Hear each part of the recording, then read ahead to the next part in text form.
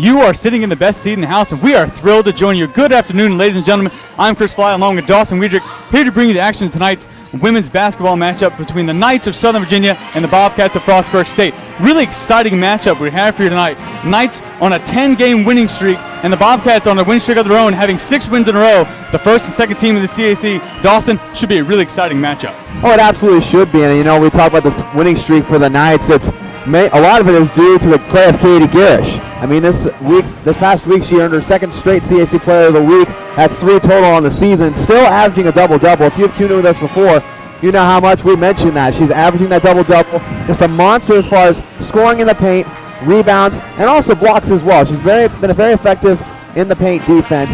And again, just been the centerpiece of that offense for the Knights. Absolutely. She's just a presence. And Coach Adam Wardenberg, glad to have her. Katie Garish averaging right around 18.8 points a game and 12.4 rebounds on the season. So massive numbers being put up by Katie Garish. And especially on the defensive side, like you said, she does get those blocks, and it's just a size factor. And expect that to be played tonight. Tallest person for the Bobcats, only standing at 5'11". Katie Garish standing at 6'3". Yeah, we talked about before the game actually that, you know, that we don't expect Frostburg State to pass the ball inside the paint much. You know, they have a very, I guess, shortened height as far as roster is concerned, and so that won't be a big factor for them. They'll try to get a lot of great outside shots, a lot of great looks. They'll also try to drive the paint a little bit, not necessarily pass it to a post or anything, but get good dribble drives and some cuts to get in the inside, get some fast break layups, try to utilize their speed, and in some cases where the Knights tend to lack in that area.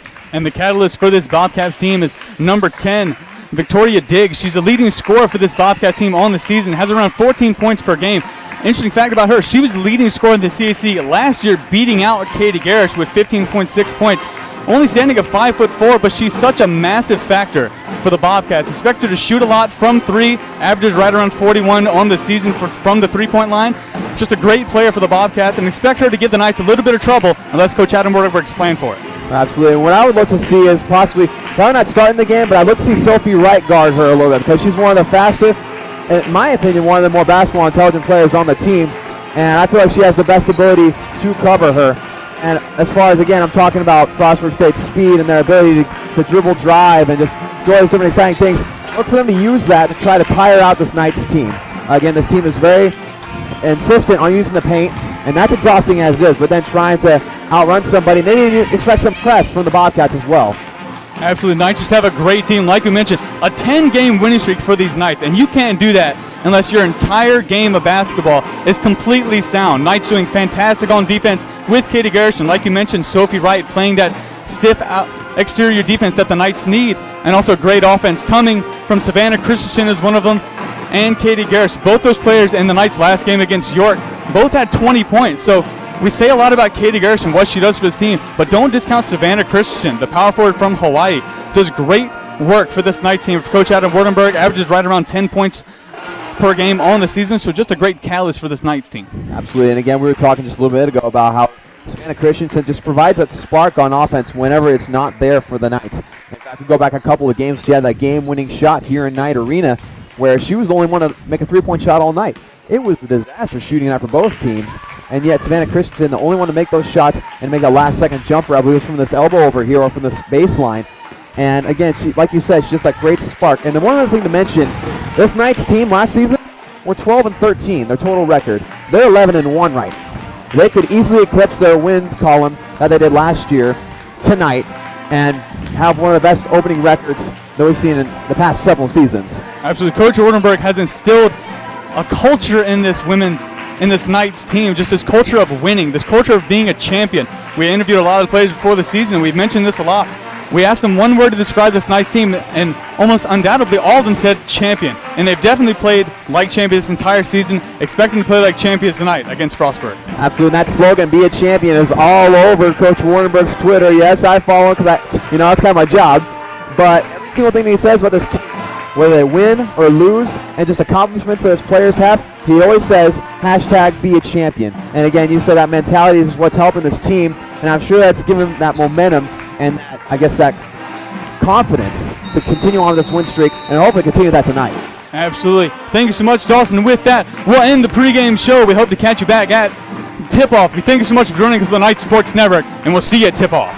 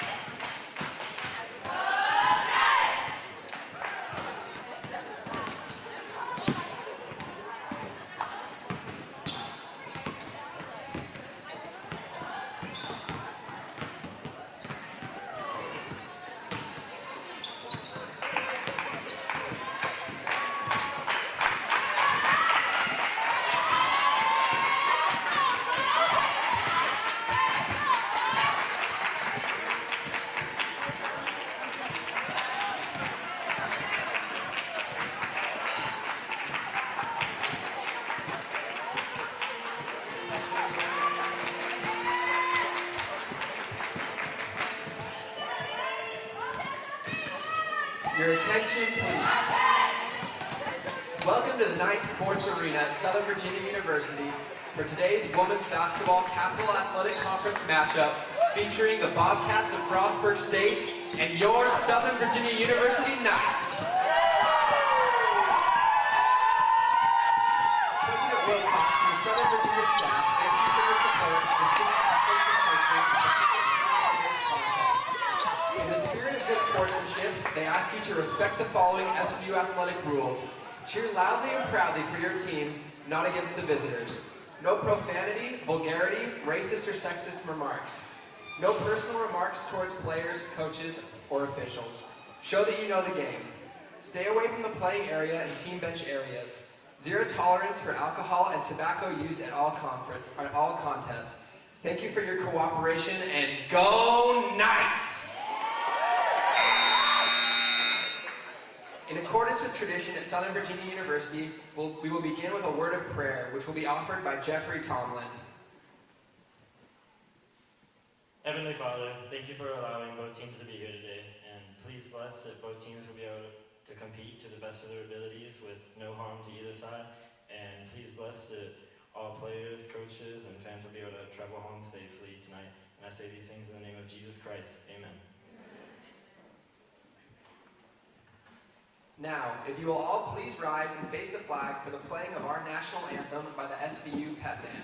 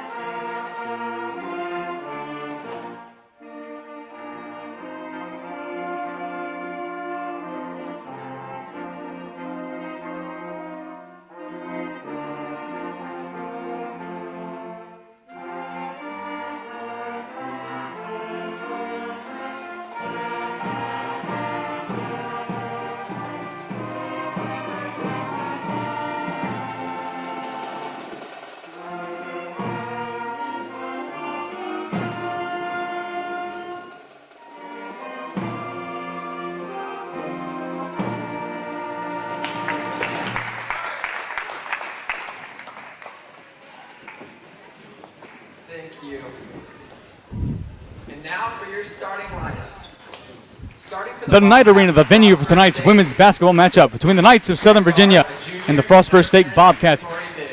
Good afternoon and welcome once again. I'm Chris Fly along with Dawson Wiedrich. We're excited to welcome you here to Southern Virginia University. Dawson, again, we have two great teams. Knights on a 10-game winning streak, Frostburg on a 6-game winning streak, first and second in the CAC.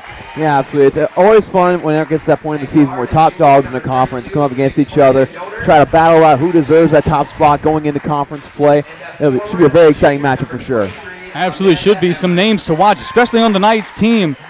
Katie Garish, number 40, 6'3" sophomore from Annandale, Virginia, averages 18.8 points on the season per game, and also just a powerhouse down low on the blocks. And we have the excitement building up for the Knights. Starting right here, with number 12, Brindy Ballum.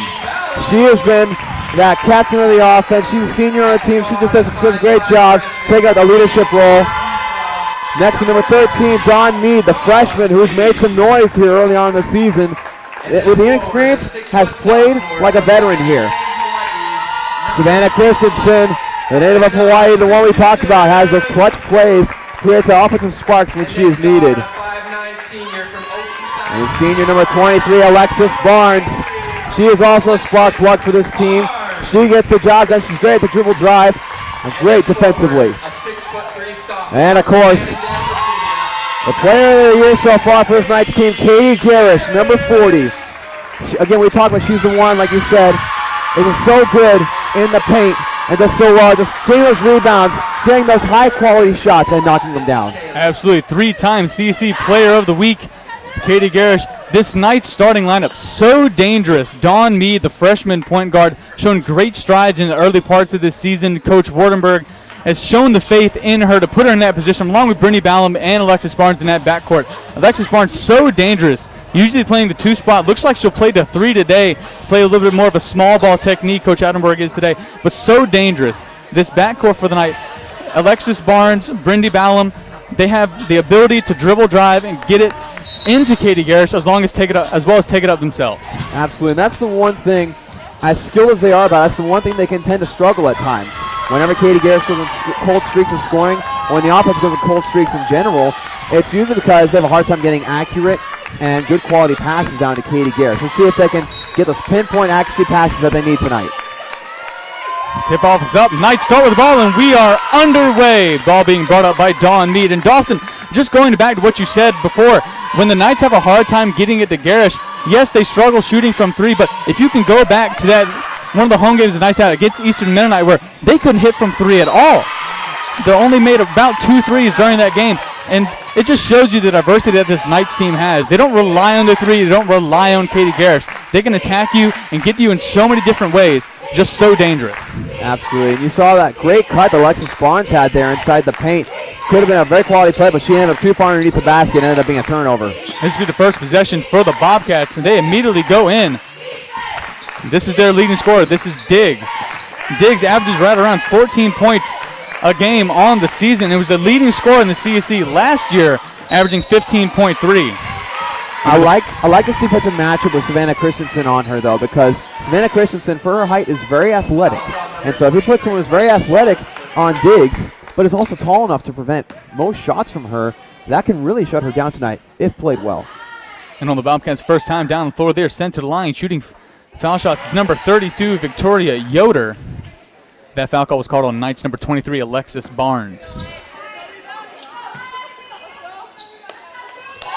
And Dawson, like you mentioned earlier, Savannah Christensen, so athletic for her height. She has those quick feet, and that's why Coach Wardenberg has entrusted her with guarding the leading scorer tonight in Victoria Diggs. But the Knights have great defensive keys all on the floor and all on the bench. Like you said, Sophie Wright at the beginning of the game, she's that defensive catalyst. Put her in, and she'll stop anyone she gets to. Katie Garish, always a staple, as she always is. Every game, she gets blocked. She has that presence down low. She intimidates. Just no one can get by this Knights defense. It's amazing how stiff this Knights defense is, and we expect them to show it off today. Absolutely. You saw Alexis Barnes, like, great rebound right now, leading to this. Brenda Ballum tried to drive it in, but got blocked down low. Driving the ball now is the Bobcats. 3-point taken. No good off the back iron. Rebounded and put back up. That's good by number 33, Amanda Emery. And you just saw a lot of clumped up Knights defenders in the paint right there, preventing the ability to get the rebound, giving them the easy basket. Now the Knights with the ball. This is Christensen back out to Ballum. Ballum with a wide open drive to the basket and puts it off the glass for 2. Knights draw blood. Yeah, Ballum, not a very high amount of points scored this season. She's not a very consistent scorer, but she has the ability to get in the paint. Like you said, that quickness allows her to get those opportunities for fast layups. And Diggs absolutely draining a 3. That was deep, and that'll bring the score right now. Bobcats 6, Knights 2. I don't even think that thing touched the rim. I think it barely touched net, Dawson. That was such a beautiful shot. That was a good arch in that shot by Dawn Mead, just not finding their stride. The Knights have had some good plays, good looks. It's just going to take a little bit to get into the mode of the game. And that one's missed by Emery, but Knights really need to tighten up on defense, Dawson. There's been a number of times where the Bobcats have driven it down the floor, and there's just been 2 or 3 players wide open at the 3-point line. That's the first 3-pointer for the Knights. Savannah Christensen bringing the score up to 5-6. Bobcats still ahead, but Knights need to keep doing that in order to get back in this game. Absolutely, and a great find by Alexis Barnes. That baseline pass right to her, it was a dart of a pass. Now this is Diggs with the ball. Diggs passes it out. This is Yoder. Yoder with a quick drive in.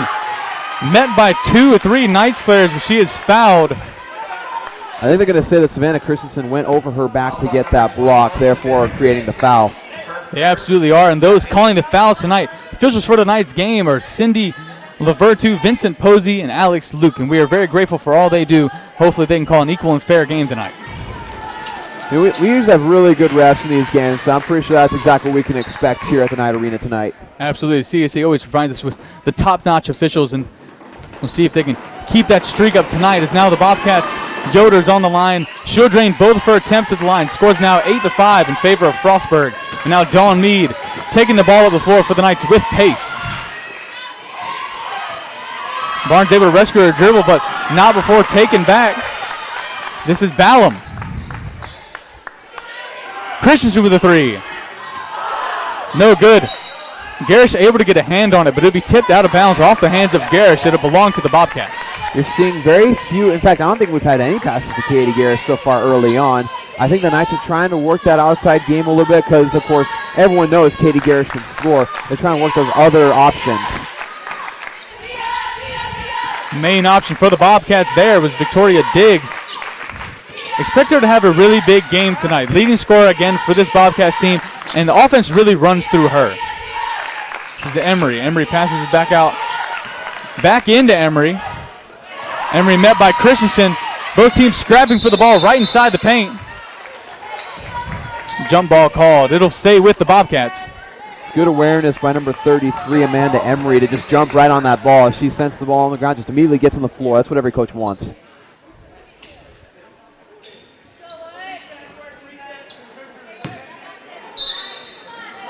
Officials just telling the score table to reset the shot clock so we get the full 30 seconds. Ball tipped by Garish and stolen by the Knights.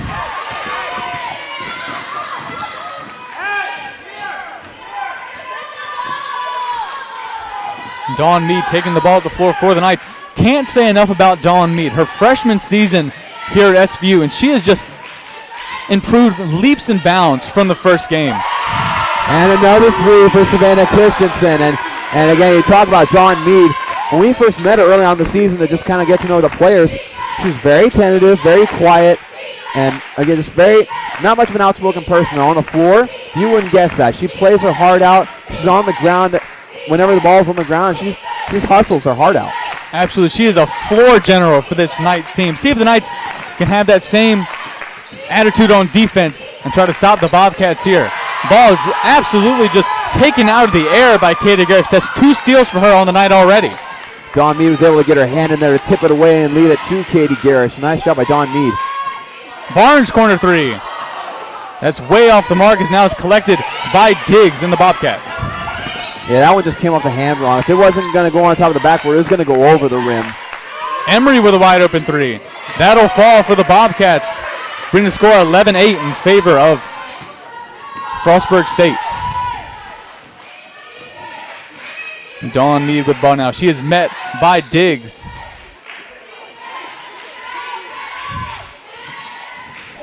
Ballum with a good move, trying to get in the paint. Spin move. Ballum off the glass for 2.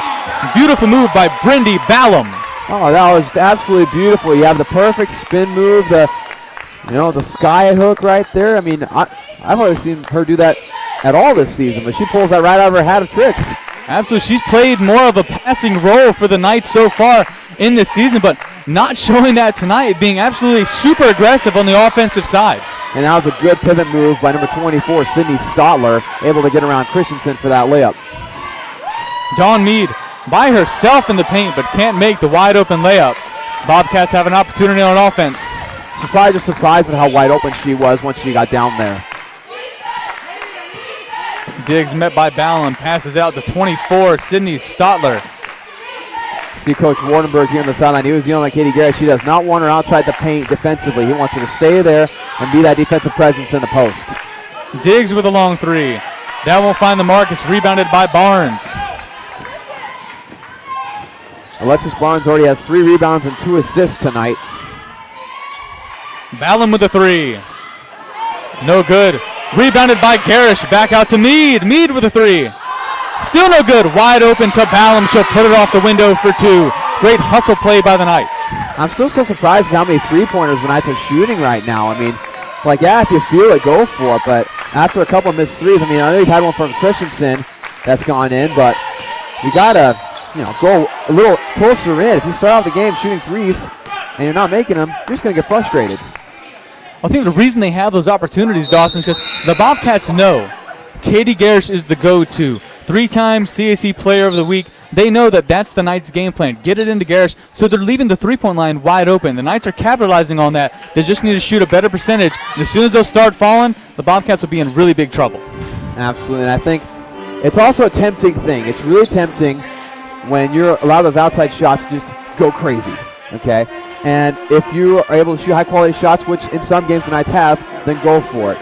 But in situations like these, where you're starting to show, okay, we're not quite as hot from the three-point line as we'd like to be. They're already only 2 of 7 right now.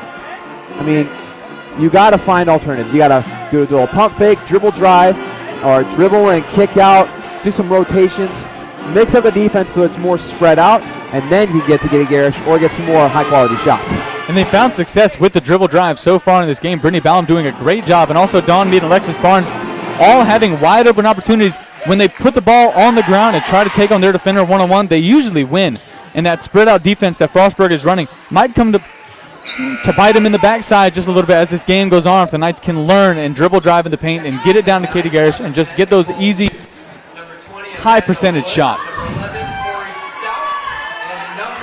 And you see Corey Stout, number 11, coming in for the Knights. She's been one of those leaders. She was one of the higher scores last year, and it's one of the main leaders in the last season. She's kind of played a more of a substitute role, but again, still having that leadership mentality, especially on defense. Again, we saw her a couple times in home games where she just had multiple steals and was just all over the place defensively. Absolutely, she came up with that clutch block against Eastern Mennonite just a few weeks ago. She's definitely a great defensive player for this Knights team, definitely a catalyst. And as you see, a entire platoon swap for the Knights so far. Coach Adam Wurterberg taking everyone out except for Katie Garish down there in low blocks. This is Yoder on the line for the 3rd time tonight. Coming in for the Bobcats for the shooter, number 3. And I think it's a good sign for as well as the Bobcats are shooting right now, and for as poorly as the Knights are from the outside, only being down by 2. I mean, that's a significant statement in this game. Absolutely. Now the Knights, their first drive on offense under the leadership of Stout. Stout little handoff to Muse. Amanda Wood with a 3. That's off the mark. Amanda Wood, the second leading three-point shooter on this Knights team, only behind Savannah Christensen. Both of the players shooting low 30 percentage from the three-point line. So expect her to find her rhythm from deep and keep it. Yeah, she's another one of those players that if she's feeling it, you're in trouble. And Corey Stout making her presence known so early in this game with a steal. Couldn't get the fast break point to fall, but it'd be a foul call on the play. It'd be Knights ball underneath the basket. The Angel Tuisavuda was down there with the rebound, and a Bobcat reached in there, tried to get it out, and of course the ref able to see that. Good call. And that foul call was on Bobcats number 3, Jasmine Tirado-Viscala, her first of the night. Amanda Wood putting it up with the left hand, no good. Tipped by Katie Garish into Amanda Wood. What a great play by Garish and Wood. Yeah, as soon as Wood shot the ball, everybody just left her. And so when it came right back, there was nobody around her. Green City know, Dawson, if the stats keepers put that as an assist for Garish or as a rebound or just a missed rebound. Definitely looked like an assist for me, but now the Knights on defense trying to stop this onslaught Bobcats attack. That 3 is no good, rebounded by Garish. That 3 was shot by Jasmine Tirado-Viscala. Her first couple minutes here in the game so far for the Bobcats. Wide open the corner is Muse. It should be called for the travel. In for the Bobcats. And they called that because earlier on in the game, or at least in this first quarter, we saw a member of the Bobcats team be guilty of a similar thing, and Coach Warrenberg pointed out saying, hey, that's a travel.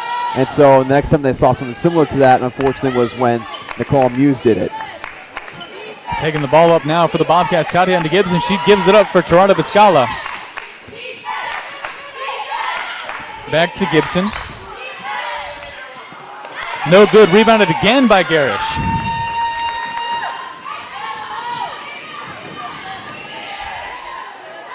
Amanda Wood trying to dribble it in. Couldn't find it. Nicole Muse passes into Garish. Garish met by 2 Bobcat defenders. Nothing she could do on that play. Blocked. Now the Bobcats on a fast break opportunity. Probably could have been called a foul. But, of course, the ref's not seeing it that way as that one goes out of bounds. And Katie Garish hasn't scored yet tonight, but she's already at 5 rebounds. The next one underneath her is Lexus Barnes with 3. So one thing about Katie Garish, even if she's not being so effective on the offensive side, she makes her presence known on the floor. You always know she's there, whether it be rebounding, blocks, assists, doesn't matter what it is, she's always going to get her name on the stat sheet. And now her first points of the night. That's a good 2-point conversion for the Knights. Those are the exact kind of plays that have worked game in and game out for this Knights team. Get a good post up by Katie Garish, feed it to her after a good cut by a guard, and just an easy layup for her. Bobcats with the ball now. And that'll go off of Tua Sever, and it'll still belong to the Bobcats. Good defensive effort there. I love that she ran after it, even though she didn't have much of a chance of getting it in bounds.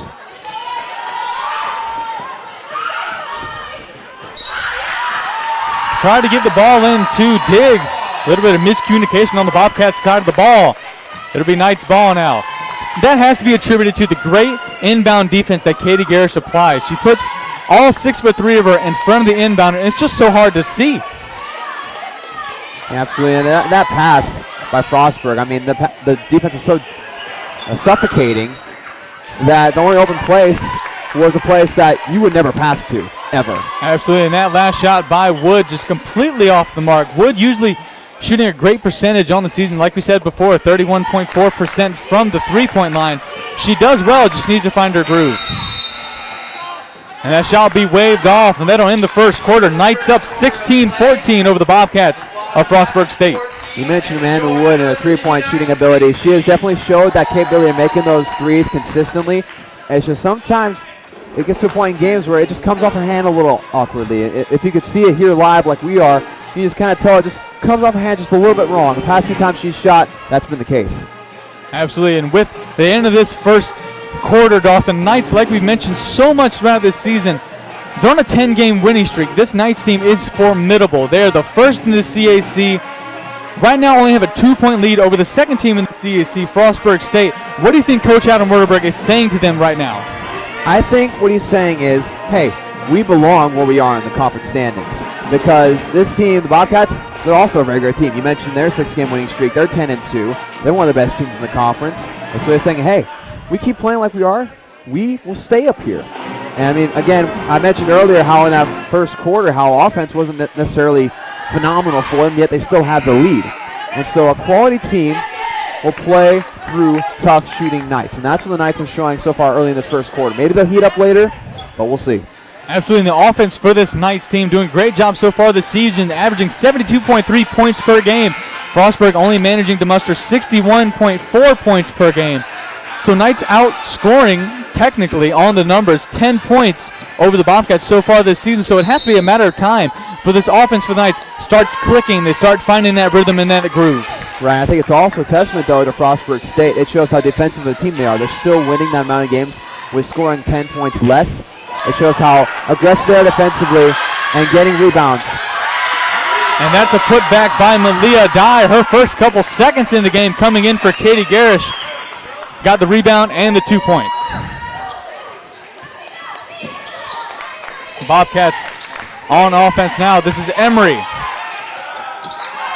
That ball is no good. Rebounded by Dye yet again. Emily Dye is a sophomore, and she shows that she is capable of filling that void that Katie Garish leaves when she leaves the floor, at least to a certain degree.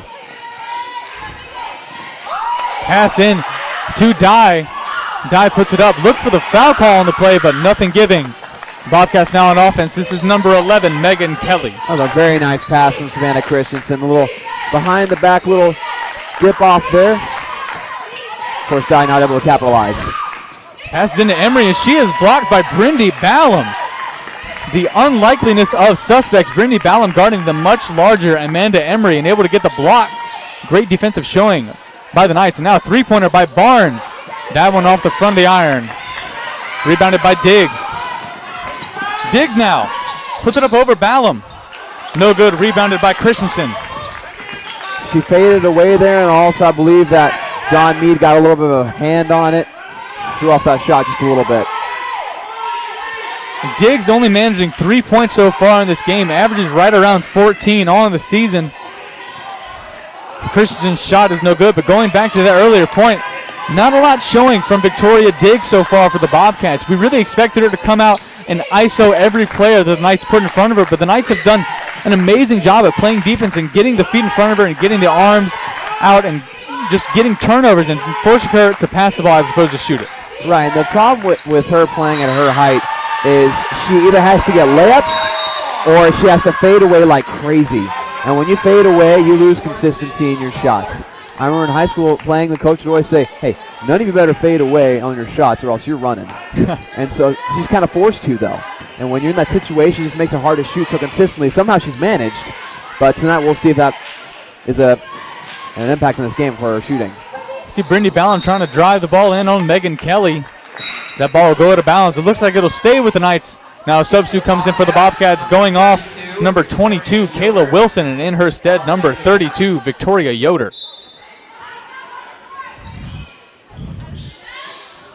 Trying to get a ball into Dye, is able to get it up, but layup is no good. Go out of bounds. It'll still belong to the Knights, so Coach Adam Wurtenberg and the Knights have another opportunity on the inbound play.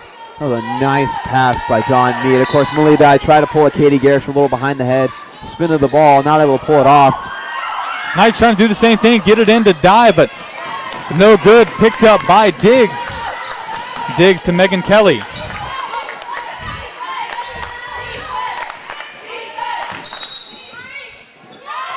Three-second violation on Bobcats. Ball belonged to the Knights. That foul call was on number 24, Sydney Stotler, the junior from Boonesboro, Maryland. And like you like to say, Chris, another platoon swap for the Knights. I just see Katie Garish come back in here, as well as Angel Tuisavura. A little bit more experience in this lineup for Coach Wurtenberg. Got a lot of seniors and juniors, a lot of returners on the floor so far. Like Coach Wurtenberg likes to start the game with Dawn Mead. Like I said, she's the freshman, but with this lineup, a lot more experience. We'll see if it pays dividends. A good thing about starting off with Dawn Mead is that when you're a freshman, and I guess if you're younger than other people in any sport, there's always that pregame and start of game jitters. It's always important just to be there in the beginning of the game, get those jitters out, so that way if you're subbed in, you're not, your mind's not on the fritz. Just saw the great hustle play from Angel Tuisavura off the missed shot from Garish.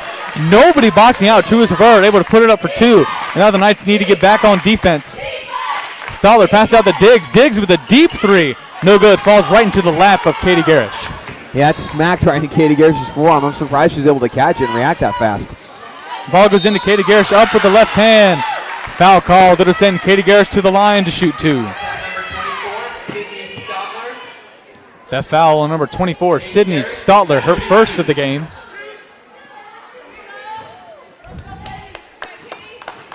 This Knights team so far in the season hasn't been phenomenal from the foul line, but they've definitely picked it up in conference play, shooting a very high percentage in conference play. We'll see if Katie Garish can keep it up tonight. Absolutely. And the thing about Katie Garish's shot is when she goes up to shoot, her elbows are right about where people's hands reach, or her defenders. And so if they're trying to get the ball, they're going to hit her arm every time. And, of course, the ref sees you hit somebody's arm. 9 times out of 10, they'll call a foul.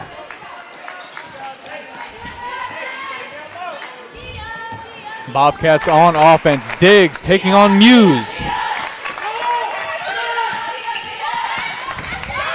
Great work by Tuisavura. Saw that Katie Garish was outside of the paint trying to guard Diggs and just came in able to get that ball. The offensive foul against Tuisavura, though, great way to draw the foul by Diggs. Yeah, she planted her feet, stood her ground. Of course, the Knights aren't going to like that, but she was there, and so I believe that call was justified. The ball comes in immediately to Diggs. Diggs met again by Muse. Double team brought by the Knights. Says it goes off the foot of Christensen. Yeah, Coach Wurtenberg knew that one hit off of Christensen's foot.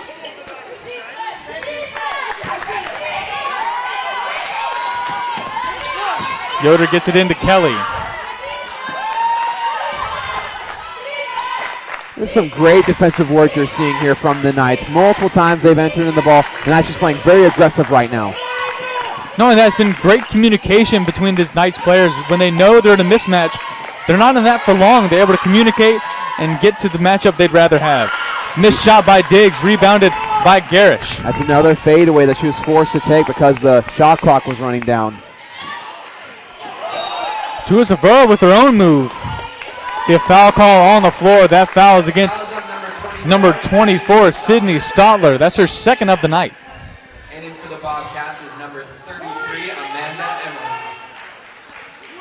And just like that, Stotler will come off, and Amanda Emery will come in for the Bobcats. Amanda Emery leading the scoring for the Bobcats so far tonight with 5 points. Christensen's shot no good, rebounded by Diggs. One thing to point out, the Knights have scored 10 unanswered points since being down 14-12.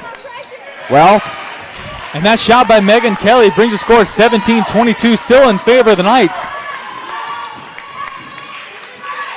it's the announcement's jinx. I apologize, Knights. That's on me. It's a real thing, and that shot by Stout, no good, off the left iron and out of bounds. Ball be taken back over by the Bobcats. Bobcats ball.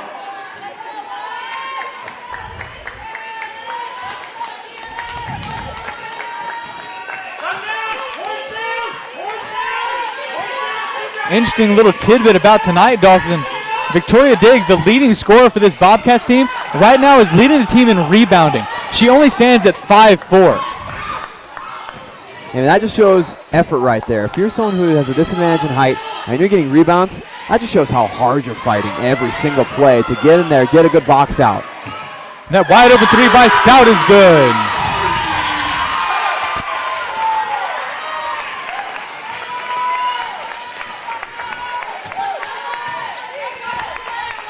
Tell you what, the noise just happened with a make of that three-pointer from Corey Stout was deafening because we're sitting right next to the Knights bench. And Dawson, that's part of that championship mentality that Coach Wardenberg has instilled in his players.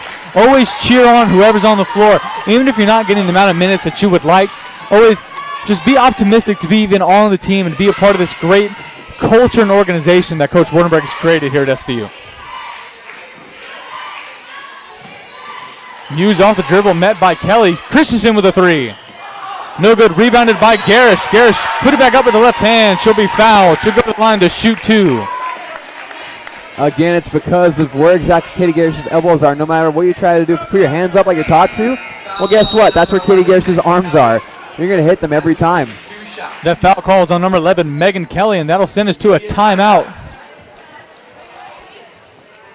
Now, Dawson, right now, Knights lead 25-19. Not the ideal start they would like to have. We've seen Katie Garish start to pick up her offense a lot here in this second quarter. What's the keys for the Knights to take this game and absolutely run away with it?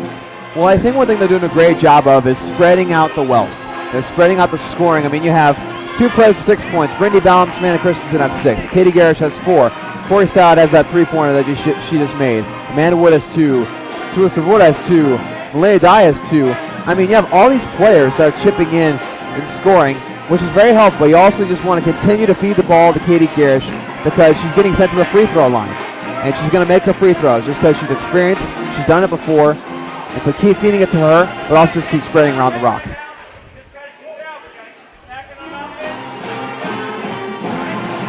Just heard in a little bit to Coach Adam Wardenberg what he was saying to his players, saying he needs to keep the attack up, keep the intensity up, and not let go. I think he says exactly what you're saying. Spread the wealth and keep this pressure up. Doesn't matter who's applying it, just as long as it's there. I think what Coach Wardenberg wants to see on every single play, whether it's offensively or defensively, is the play we saw just a couple minutes ago with the Knights on defense. The energy they had, the communication that you pointed out. And there was 3 times that Frostburg entered the ball in, but the Knights just swarmed. You know, they just continued to attack and attack until it was just too much Frostburg State, and they committed a turnover.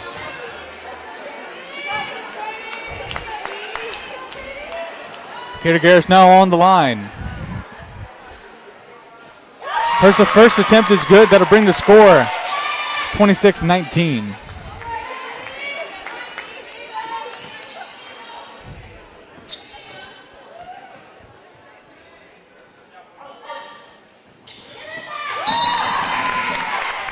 Garrish goes 2 for 2 from the line, is immediately taken out, and Leah Dye put in her stead. And again, she's got great job at the free throw line from Katie Garrish, able to knock them both down. They didn't look pretty, but when you have a shooter's touch, they find a way in. Ball brought into the paint by Yoder. That shot no good. It'll still belong to the Bobcats, though. That was a great move by Yoder. She had, the stutter step and the step through. Just had too many defenders on her. Emery's three no good. Rebounded by Dye.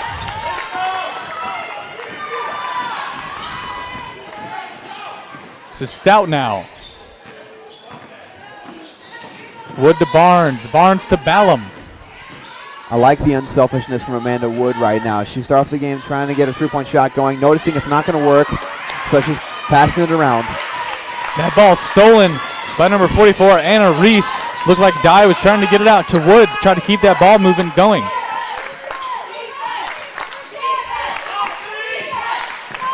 Shot by Megan Kelly. That one finds the bottom of the net. Bring the score 27-22. Megan Kelly, a senior guard from Mount Airy, Maryland.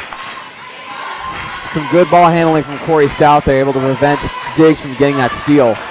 Wood for three. That one's no good. Rebounded by Ballum. Put up and foul. That foul looks like it'll be on Victoria Diggs. Indeed it will. Victoria Diggs picking up her first foul of the night. And you're going to see Katie Garrish come right back in. I feel like Coach Warrenberg just want to have a little talk with her, get a little bit of her breath back, and send her right back in to finish what she started in the second quarter. For the Knights, number 40, Katie Garrish, and number 21, Savannah Christensen.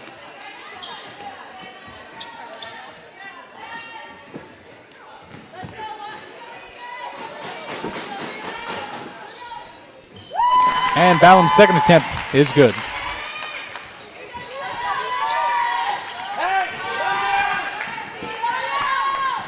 Diggs dribbling the ball now, passes it up to Kelly. Kelly right now the leading scorer for the Bobcats. She has 6 points on 2 of 3 shooting from three-point land.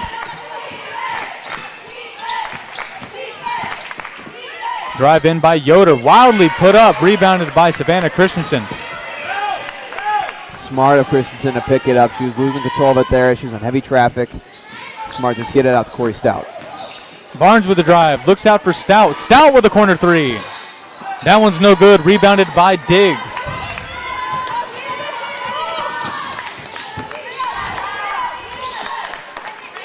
Pass into Emery, now Diggs with the ball, met by Ballum.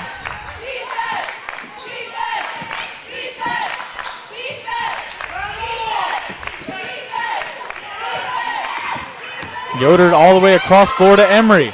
Emery puts it in back to Yoder. That one will swirl its way in for 2 points. 29-24 in favor of the Knights.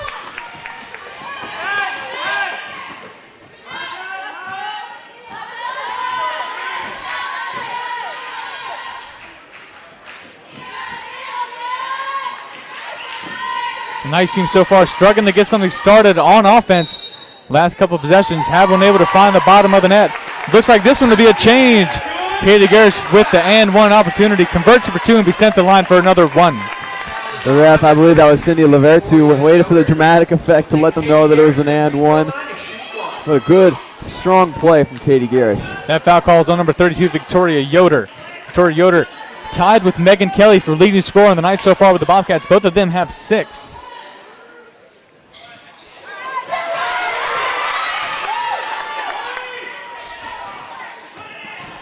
Barnes with the ball.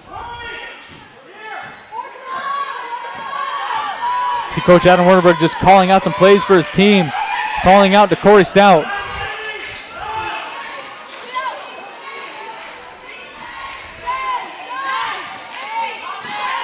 Ballum with the drive in. She'll go up and she'll be met and fouled. That foul call looks like it'll be against number 33, Amanda Emery. Yeah, she went up with the body and made contact with the body first before hitting the ball, therefore drawing the foul. Brendy Ballum leading all scoring for the night so far in this game. Tied actually with Katie Garrish. Both players have 8 on the night. She'll have an opportunity to take that crown. First one won't find the bottom of the net, so she'll have one more opportunity. And Katie Garrish is already 1 bucket away from another double-double. I mean, come on. It's every game. it's getting to the point where it's just hard to believe. It's so consistent. Fast break opportunity for the Bobcats. This is Yoder. Yoder out to Emery. Emery with a three. That one no good. Rebounded by Ballum.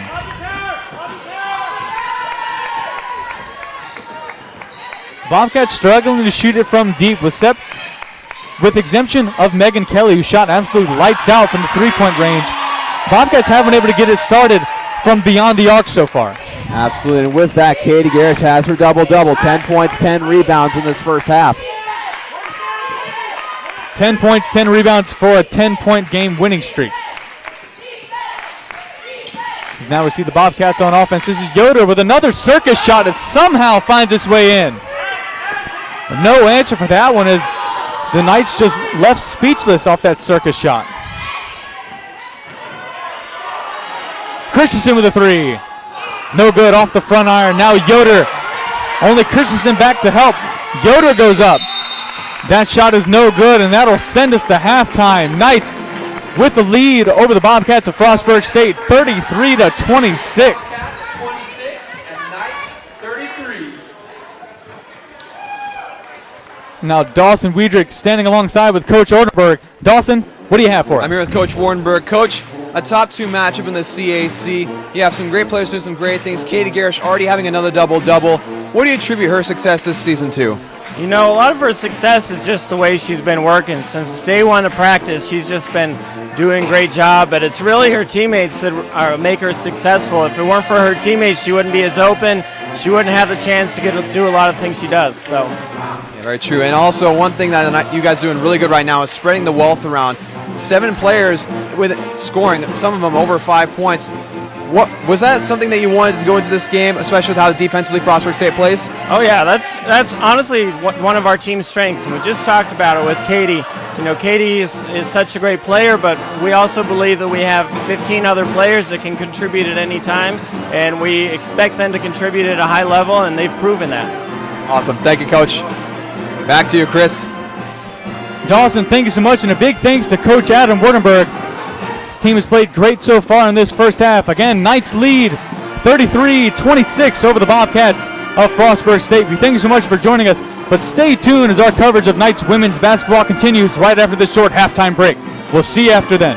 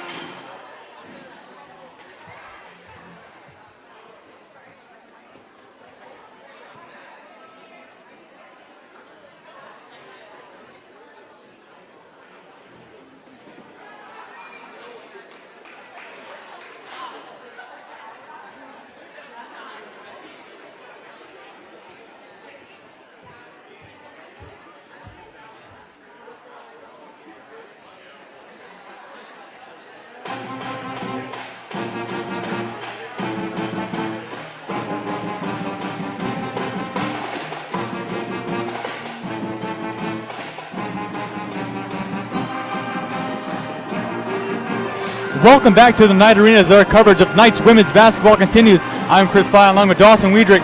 Knights so far in that first half, Dawson played really well, leading 33-26 over Frostburg State. What can you attribute that to? Well, first things first is defense. They're playing very fast and swarming defense. They're flying to the ball. I mean, we talked about Diggs and how much of a problem she would be for the Knights. Turns out she hasn't really been. Granted, she's had a couple of good, decent looks at shots. Made a couple, but not nearly as much productive as she usually is. And so, again, defense is one of those things. Also, as I talked to Coach Warrenberg about, just them spreading out the ball. Getting everybody, almost everybody involved in scoring. I mean, you have Katie gets 10 points, Brittany Ballum with 8, which is all significant. She's not much of a scorer usually, but tonight she's really gotten in the paint, got some really good layups, and also got some rebounds that'll led to points. Absolutely. Knights, 7 different players on the scorecard for the Knights so far in this game. And like you mentioned, Brittany Ballum already has 8 points in this game, leading, or I guess one behind Katie Garrish, who has 10, but Brittany Ballum already has more than she averages on the season, averages right around 7 points. So she's been great for this Knights team so far. But we cannot forget to mention Katie Garrish, 10 points, 10 rebounds. She's averaged a double-double in the season, and she's already managed to grab one tonight. And as I said it before, another double-double. Like, I feel like every time we interview her after a game, it's like, you have another double-double. I'm sure she's getting tired of it. I'm sure most of your ears are probably getting tired of it. But Coach Warrenberg, he's never going to get tired of it. She can have double-doubles all she wants, and he won't care as long as it produces wins, which it is. Absolutely, and mentioning the wins, the Knights on a 10-game winning streak, looking for their 11th. Just an amazing run for the Knights team so far. Started the season a little slow, lost the game against Piedmont, but that's their only loss of the season. They're 11-1 right now on this year. Like we said, 10-game winning streak, played amazing so far. Yeah, absolutely, and again, we talked about earlier on that has earned them a #1 spot in the CAC right now. And again, this score right now, 33-26, them being in the lead is proving that's where they belong. You know, that's not just some fluke. They're not just beating some weak teams. They belong there. They're beating the teams that are at the top of the conference to earn that spot. Absolutely. The team they're beating right now so far, Frostburg State, they're second in the CAC. No laughing matter. Frostburg 10-2 on the season, only 1 win behind the Knights so far. They're tied, or not tied. They're in second place for the CAC, like we mentioned before, and they're in a 6-game winning streak. Lost 2 unfortunate games. Started the game with 4 straight wins, lost 2, and now are on 6 in a row. So Knights played great so far against a really formidable team and a formidable offense. Victoria Diggs, leading scorer last year for the entire CAC. Knights have held her to right around 5 points. Leading scorer right now for Frostburg is Yoder, number 32, and she's made a majority of her points from the foul line. So, Dawson, I think if the Knights can get the fouling under control, they can hold this team back significantly. Yeah, absolutely. And I mean, even right now, it's not too big of an issue. If the foul line is the only place they're getting their points, and the Knights are consistently running an effective offense, I mean, yes, you don't want to commit fouls, but I don't think that's too much away for them right now. Now, of course, down the road, once the Bobcats start hitting their shots and start getting more consistent on the offensive side of the ball, then you have to worry about that. You really have to strap down and make sure you don't send to the free throw line when they're hitting their stride shooting. Absolutely, and we've seen some great shooting streaks from Frostburg. Megan Kelly, number 11, the senior from Maryland, shooting 2 from 3 from three-point land, so not great numbers. She has 6 points, but it's just the percentages she shot from. She's barely pulled up in this game at all, and all of it has been from the three-point range. So Knights need to watch out. They need to keep the three-point lane under control. Need to watch who's out there. Need to watch if Megan Kelly is out there. We've all seen really deep threes from Diggs. Knights need to keep that awareness on offense and not focus so much on the paint. They have Katie Garris down there. She's reliable for this Knights team on the offensive and defensive side. So just another key point for this Knights team so far. Yeah, absolutely. And again, just going back to defense, when this Knights team plays consistent, swarming defense, you know, like for example, we see Corey Stout flying out there getting steals, or Nicole Muse getting tip balls, or Don Mee tipping it away to somebody else for a steal. That's the thing they got to keep on going. That's that high energy that we talked about. They just need to keep up throughout the second half. And of course, the second half when the fatigue starts to set in, we got to keep pushing through that, keep having that hard-nosed defense. Absolutely, and we'll see if fatigue is a factor at the start of this second half. Knights again lead 33-26 over the Bobcats of Frostburg State. We thank you so much for joining us. We'll take a little break right now, and we'll bring you back as soon as the second half starts. We'll see you then.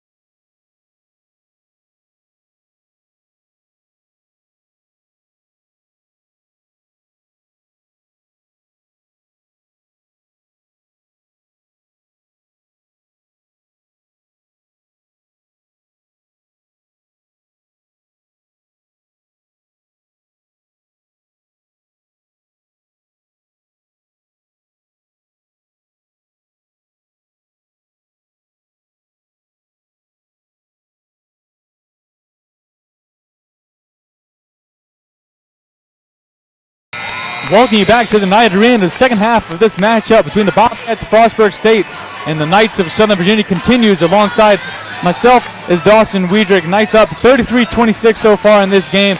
The start of a new half. What can we expect in the start of this half? We're going to expect to see the Knights continue to try to rebound the ball effectively. They have a total rebounds of 24, whereas Frostburg State only has 16. And also look for them to try to continue to keep the ball, maintain and not commit any turnovers. They're winning the battle right now, 5-9. Let's see if they keep that up. And the first shot of the half by Diggs, missing absolutely everything. Turns the ball over to the Knights. And for the first drive of the second half for the Knights, Dawn Mead bringing the ball up now.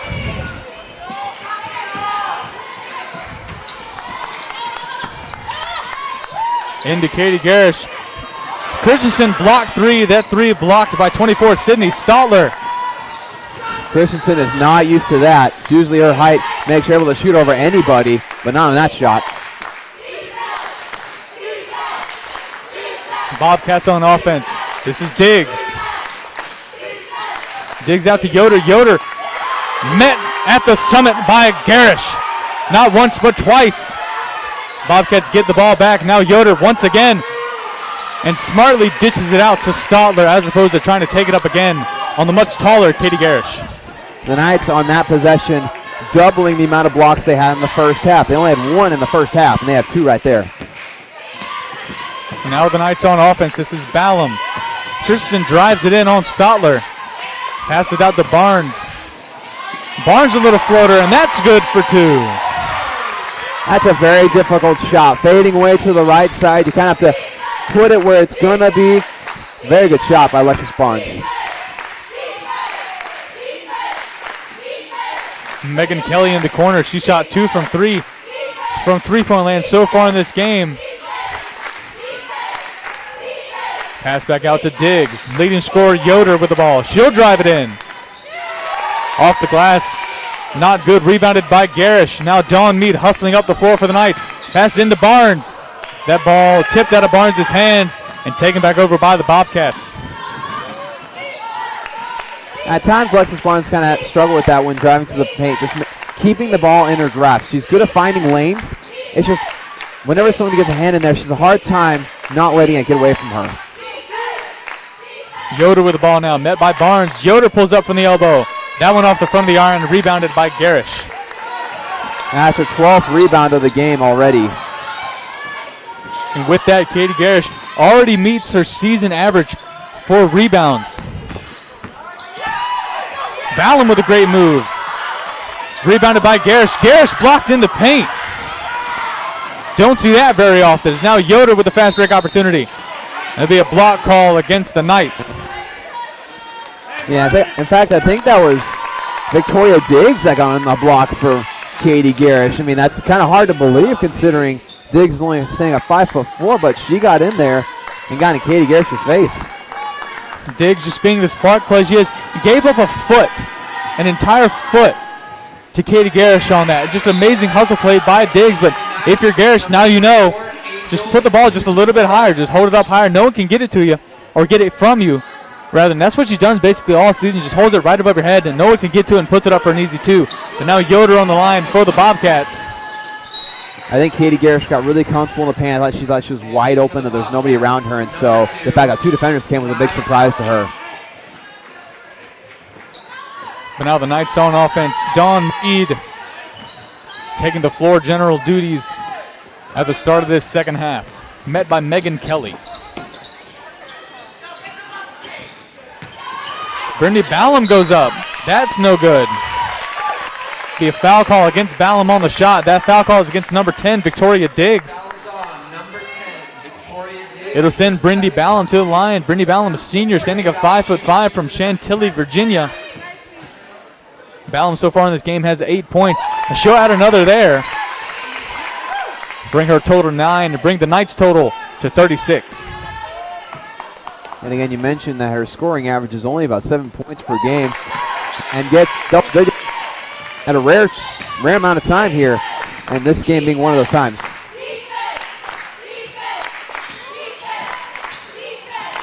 And Ballum only behind the remarkable Katie Garish in terms of scoring. Beautiful move by Megan Kelly. Unfortunately, couldn't get anything on the shot, but what a spin move. Not quite sure what was happening with the ball, if it was she was trying to get a shot or pass it out to the top of the key, but that just completely escaped her hands. Now Dawn Mead hustling up the floor for the Knights. She'll hand it off to Tua Severa. Little handoff action from the Knights. Tua Severa with a wide open drive to the paint. She'll be fouled on the way to the basket. Extends to the line. The shoot two couldn't convert on the and one. That foul call is against number 11, Megan Kelly. That was some very nice give and go there by the Knights. You saw 4 different exchanges between 3 different guards. That was beautiful, and of course it set up that nice play. Tua Severa has 2 points on the night so far. She'll tack another one on.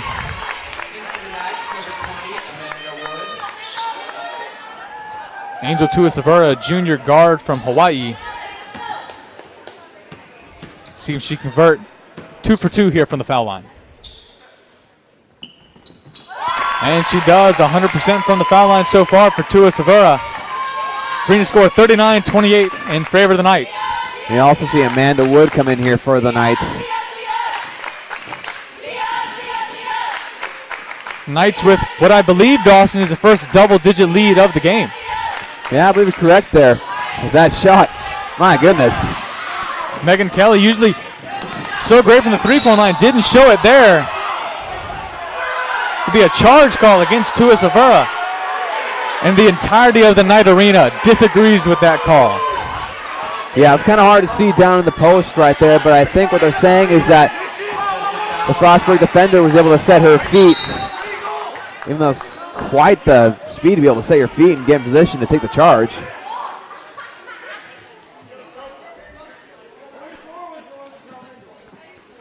A little bit of miscommunication on the play here, as the referee said number 12, but Coach Adam Werberg trying to say that 12 didn't have the ball. Instead, the foul call is on number 24, Angel Tua Severa. Into the game for the Bobcats, number 44, Anna Reese. Timeout Bobcats. Be a timeout taken on the play by head coach Carrie Saunders of Frostburg State. Coach Adam Werberg now getting a little bit of time to talk to his girls and get this time. I mean, so far, so good for the Knights. I mean, so far you've done everything that you can offensively, everything that's worked so far. I mean, it's been kind of slow to start off. I mean, it's always slow when you start off the first or second half. But I think right now, Coach Warnberg's proud of his team right now. They're hustling. They're doing everything they did in the first half. That was good. I mean, of course, there's been some calls that they haven't liked, especially that one and the call before. But, you know, again, can't complain right now for Coach Warnberg. Absolutely. We'll see if the Knights come out after this timeout with a little bit more fire than they have. They've been able to get that double-digit lead so far at the start of the second half. See if they continue to put that pressure like he talked about before the end of the first half. Apply that pressure and continue to apply it and just never let Frostburg even have a chance. And I think you're starting to see Frostburg State get a little frustrated here. You know, basketball shots they put up. Like the very first shot of the half, Victoria Diggs took a deep three. It's absolutely missing everything, as you pointed out.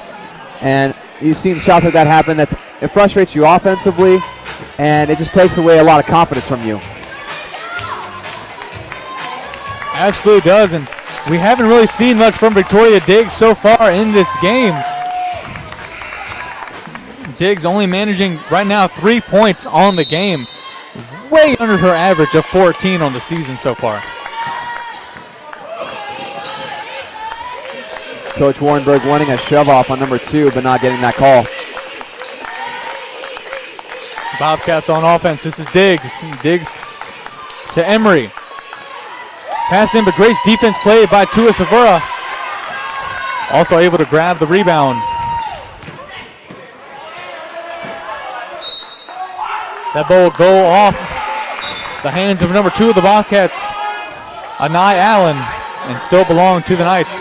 2 substitutes coming in for the Knights right now. Number 10, Nicole Muse, and also number 25, Malia Dye.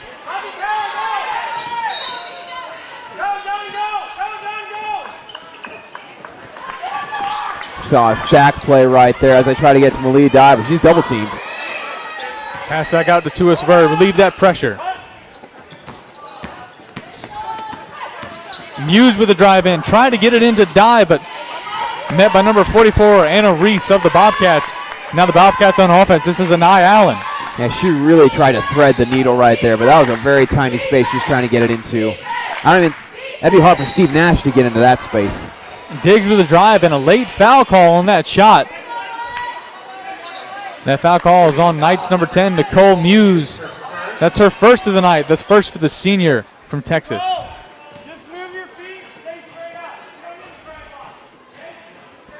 This is actually Victoria Diggs' first trip to the free throw line tonight. Like you said, Dawson, Victoria Diggs so far in this game been a non-factor for the Knights, not showing them any reason to guard her beyond what they need to. She hasn't shot very well from three. That's where she gets a majority of her points, given her size. But she does have an innate ability to drive the ball. She fades away on every shot, like you said before. And right now, she only has 4 points on the game. Looking to add her fifth now. And she'll get that. It'll bring the score 39-30. It's a single-digit game right now. Corey Stout able to pull it back, took the shot up, no good, rebounded by Diggs. So that baseline shot is so difficult, even if you're at the highest level, because you don't have any backboard to rely on, and so it's very easy to overshoot it like Corey Stout just did. That was a great move by Stotler down low on dive, but now the Knights are on offense. This is Alexis Barnes. Alexis Barnes now driving to the paint. Off the glass for two.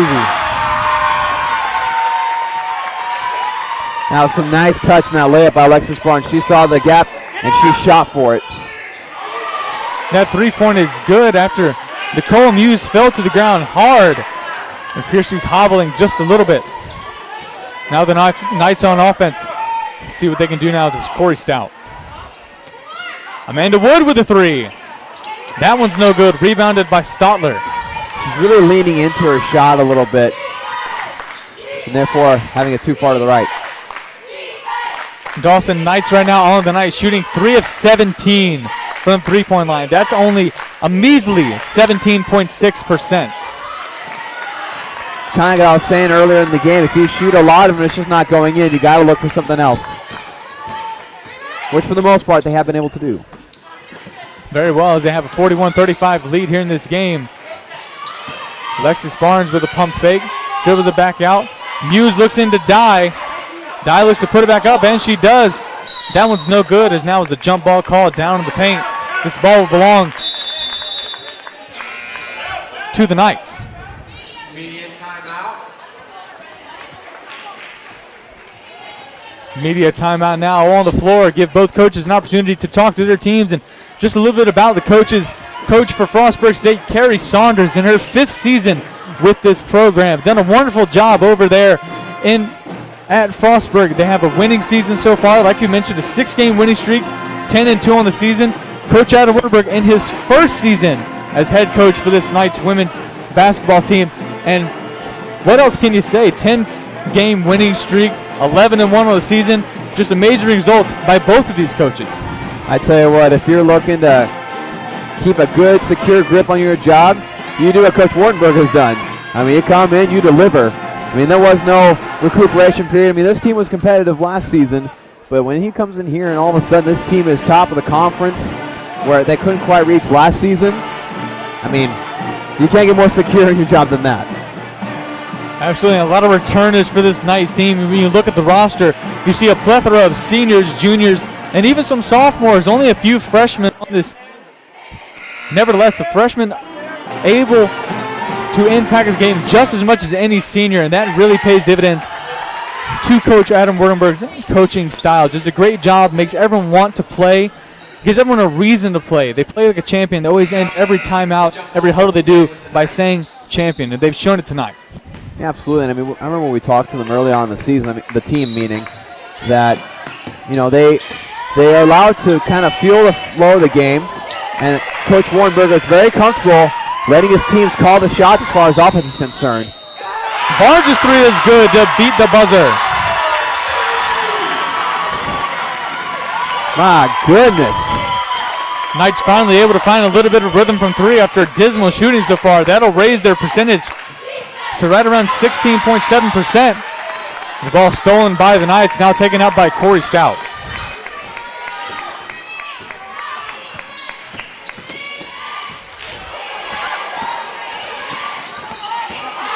Barnes with a move and a pull-up J.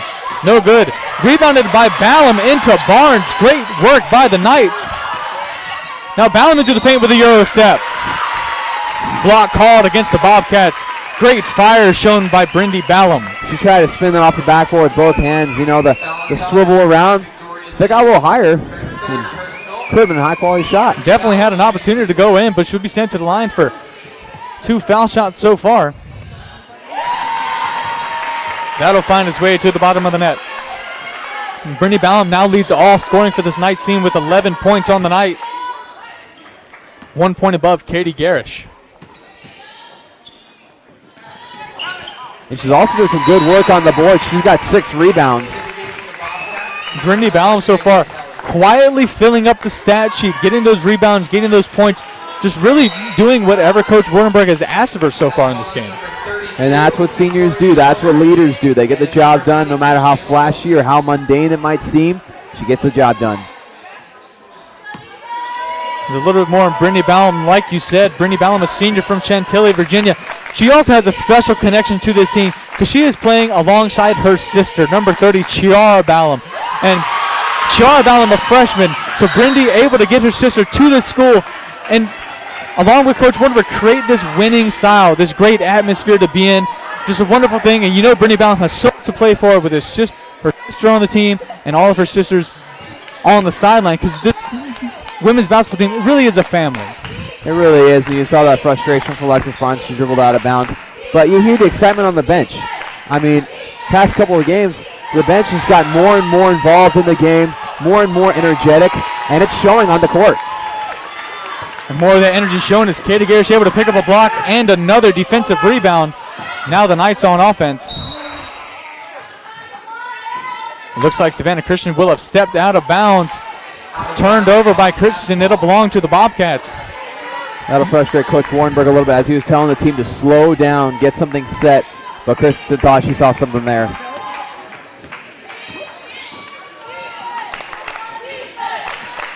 Frostburg with the ball. Drive in by Yoder. Off the glass, no good. Rebounded by Garish. And that's her 15th rebound. And that ball tipped out of bounds by Megan Kelly. The pass from Corey Stout trying to get it to Barnes. Very well read by the senior from Frostburg. And very well nearly hit us. All part of the job description, Dawson. Now we see the Knights on offense. Corey Stout gets it into Ballum.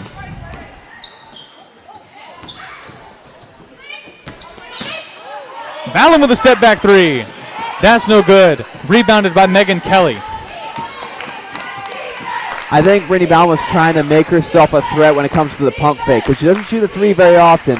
And she tries a pump fake. People don't fall for it. So she's like, well, I'm going to make you fear it a little bit.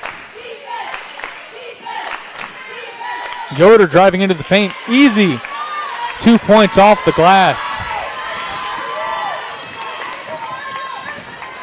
Corey Stout hustling down the floor now for the Knights. This is Barnes. Barnes with a three. That's no good. They're rebounded by Garish and put off the window for two.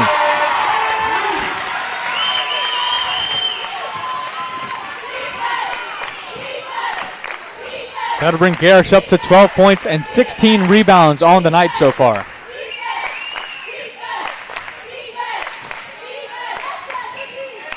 And that shot is good. Put up a number 33, Amanda Emery. That's very good textbook defense from Savannah Christensen. Not much more you can do. She had her hands straight up. That's just a good play on the offensive side. Barnes now with the ball. Back to Stout. Stout from the elbow. That's good. High arcing shot from Corey Stout. She has such a high arching shot just because of her height. I mean, I think almost hit the ceiling. But it's just so pretty of a shot, and it just went straight in. And it'll give the Knights a 10-point lead in this game over the Bobcats.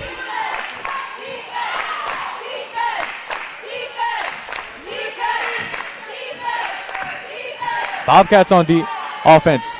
Ball put up, rebounded by Christensen. That'll end the third quarter. Knights up 50-40 over the Bobcats of Frostburg State. I mean, again, you're just seeing so much good happening for the Knights defensively. You've seen some blocks. You saw some great rebounding from Katie Garris, Savannah Christensen. you're also starting to see some more outside shooting happening. You saw that big three to beat the shot clock from Alexis Barnes. And again, we've said it before, and we'll say it again. I mean, just the way they're spreading around the ball right now. Brittany Ballum having a season high night as far as I know, with 12 points, and just doing a great job, like you said, doing those little things, getting those little opportunities, making them count. Absolutely, and a little bit of a stat right now. The Bobcats have 12 turnovers compared to the Knights' 9. Really, at the end of the first half, we saw the Knights, they only had 3, while the Bobcats had right around 9. So we saw the Bobcats up their defensive pressure and force the Knights to turn over the ball, but Knights leading in every other category. Knights have the 12-point differential and lead in terms of rebounds, 24 to 36. That has to get in the minds if you're the Bobcats right now, because the Knights just get all the rebounds. Right. I mean, when you, like you said, the Knights leading in basically every single category, and it makes you kind of wonder as a coach, what are you going to do? And they're winning in this category. They're beating us here. They're beating us there. You don't know what exactly to focus on, because in every other way, the Knights are just dominating it. And again, that's just credit to Coach Wardenberg and the coaching staff at SVU. Make sure they cover all their bases. Don't let anything go askew that could cause you to lose a game. So now the Knights make their way to the floor. Some new faces in for the Knights. Number 25, Malia Dye, and also Dawn Mead making her return to this game. Yeah, she hasn't seen a whole lot of time in the second half, but I think Coach Wardenberg just wanted her to get a little bit of rest so that she can put her best energy that she does so well of in this fourth quarter. Starting off this fourth quarter with the ball, this is Diggs for the Bobcats. Back to Diggs. Diggs met by Mead.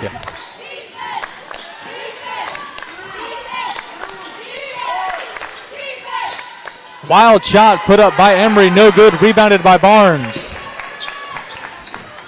And that gives Barnes 5 rebounds on the night.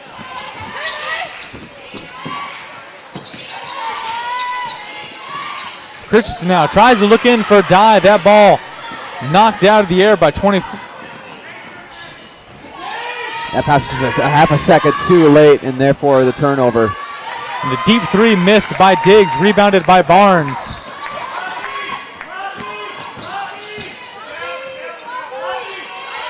Yeah, Coach Wardenberg wanted to settle down, start a play. Barnes with the ball yet again, drives it into the paint. That's blocked by 44, Anna Reese. The ball will still belong to the Knights, however. One thing the Knights tend to forget when they get on a roll and when they get a lead is what makes their offense take. That settling down and getting a good play, get some good rotation, good give and go. And when they get back to that, they're much more efficient. You just feel it. Knights at the end of the shot clock. Put up by Dye, but blocked by Emery. And now Diggs with the ball. Diggs tries to find Anna Reese. Referee says the ball belonged to the Knights. Says that ball goes off the fingertips of Reese. The game for the Knights. Number 40, Katie Garish. Number 10, Nicole. AC Garish coming back in. Sue Savura, Muse, and Wood all coming back in.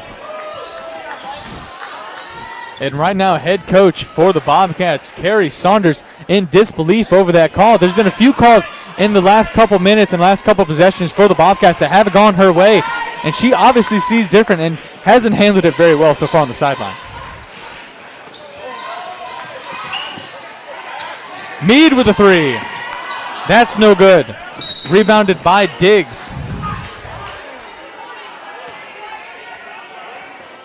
This would be a foul call against Katie Garish of the Knights. That's her first of the night. And Dawson, something to be said. While Diggs hasn't made a very big contribution on the scoring side of things, she's picked it up a little bit into that first half with 3 points, and now she has 8. She also has 8 rebounds.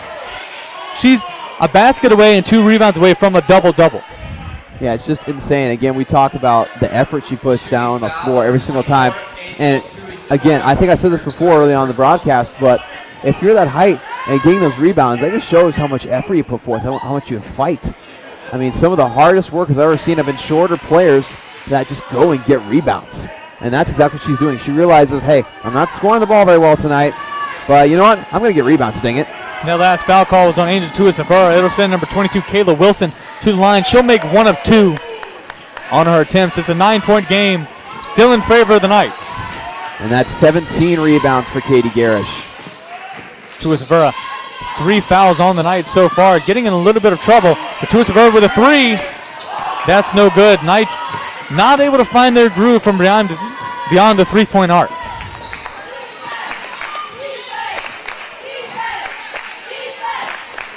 Now the Bobcats on offense. Wilson goes up. That's off the glass for 2. Yeah, Wilson got Tuisavera to bite on that fake there. The Knights getting off easy. The quick steal by Megan Kelly almost led to another 2 points.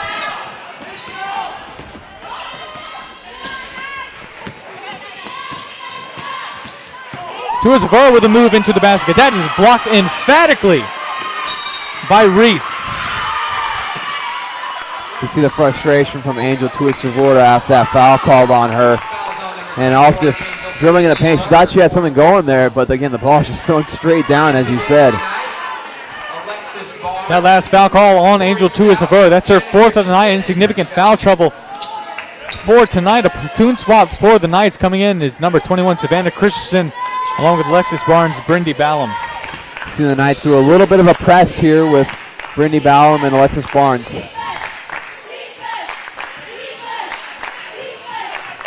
Corey Stout on Megan Kelly. And that shot by Emery, no good. You saw Emery working her way away from the paint, trying to draw Katie Garish out. You saw Katie Garish tentative and timid to go out there on the 3-point line and meet her. Luckily, a missed shot. Now the Knights on offense. Try to get into Garish, but popped out of the air by Amanda Emery. Now Diggs on offense. Yeah, Emery just had too good a position right there. In that situation, you want to get to somebody else with a better angle for that pass. Diggs now met by Ballum.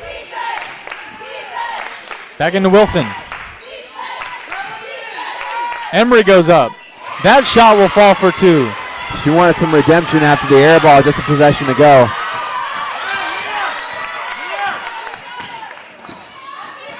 Corey Stout with the ball now for the Knights. 6 minutes left to go in this game. Tried to pass it in to Garish. Brindy Ballum on her way to try to save it. It'll go out of bounds. It belongs to the Bobcats. Turnover by the Knights. Yeah, Barnes really tried to force that one, as was another really tight gap. And that's when you get in trouble. We talked about before how they sometimes try to force it to Katie Garish when it's not there. That's what they're doing right now, and it's costing them.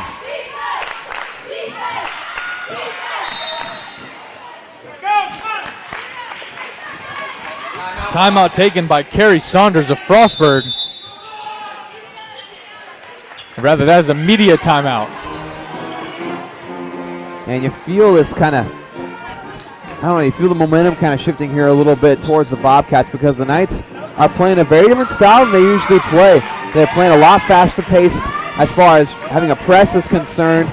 And they're forcing a lot of passes to Katie Garish, as I have mentioned. And they just really need to settle down, regain their confidence, go back to what was working, get some mid-range shots, get some elbow jump shots, some good quality shots, and not try to force it into Katie Garish like they have in the past couple possessions. The Knights really struggled shooting this entire game. Bobcats able to make it a 5-point game after being down double digits for quite some time there. But the Knights really poor shooting in this game, only shooting 17 of 57 from the field. That is 29.8%. And 4 from 23 from 3-point land. That's 17.4%. Neither team's really shooting very well in this game, but at least Frostburg shooting 33.3% from the 3-point line. Again, the one thing you can take percentage-wise from this game, if you're Coach Adam Wurtenberg, is the free throw percentage. His girls have shot 12 of 15. That's 80%, while the girls of Frostburg have shot 8 of 12. That is 66.7%. Yeah, and that's going to count in the long run once it gets near the end of this game. As it's getting closer and closer, fouls and free throws are going to start to play a big role here. And if the Knights can just make more of those free throws, make them efficiently, get good free throw shooters to the line, that could pay big dividends. Absolutely. 5-point game, 5 minutes left to go. The first and second team in the CAC duking it out to see who can stand on top of the mountain.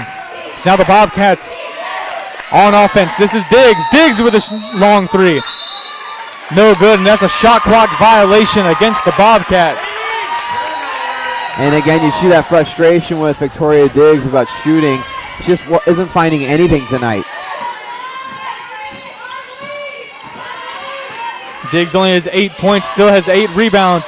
But now the Knights on offense is Katie Garish. Tries to get it off to Alexis Barnes. Now Corey Stout taking the ball back, trying to settle things down here for this Knights team. Shot clock winding down. Corey Stout drives it in. Alexis Barnes, corner 3. No good. Rebounded by Ballum. Ballum off the glass for 2. And that gives her 7 rebounds and 14 points on the night, and she takes back the lead as far as leading scores is concerned. Amazing game by Brindy Ballum, and it's been on those second chance opportunities. But now we see the Bobcats on offense. That quick shot by Emery, no good. Over the back call against the Bobcats, number 44, Anna Reese. Foul is on the Bobcats, number 44, Anna Reese, her first.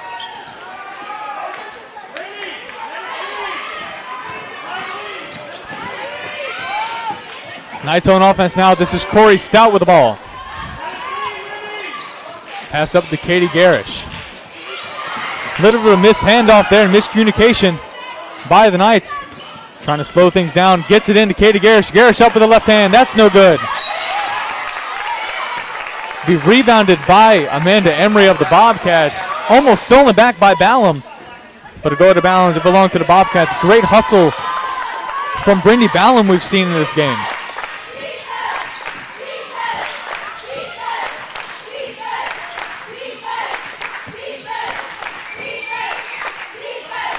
Now Emery with the ball. Pass it up to Wilson. Diggs for 3. No good off the back iron. Rebounded by Garish. She finally gets a wide open 3 like she wants, and she's already at that point. She's so frustrated that even wide open ones won't fall for her. Has to be frustrating, and that'll give Katie Garish 17 rebounds on the night so far. Corey Stout from the elbow. Off the bank and good for 2. The bank's still open, right? On Wednesdays anyway, I think. That'll bring Corey Stout to 5 points on this game. That shot from the Bobcats, no good. Rebounded. Fought for between Ballum and Diggs. Be interested to see what the referees call here. Looks like they're calling a foul call against Brindy Ballum, and the Knight Arena can't believe it. Yeah, no one here in this arena can believe that call. But now just Brindy Ballum adding again to the stat sheet. She has 14 points, 8 rebounds, 2 assists, and now 1 foul. And one thing that Brindy Ballum has done so well tonight is also like free throws. She's 6 of 8 from the free throw line. She's been one of those people that have been getting there consistently. That long 3 from Reese will find its way in. Score stands 54 for the Knights, 48 for the Bobcats of Frostburg. 3 minutes left to go in this game.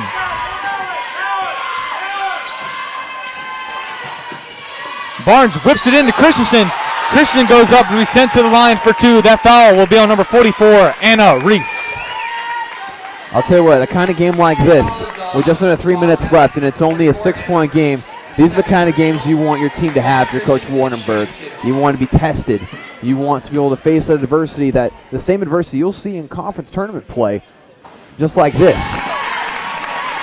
Christensen, first shot is good. Bring the score 55-48 in favor of the Knights. Also brings Savannah Christensen to 7 points on the night. Savannah Christensen perfect from the foul line.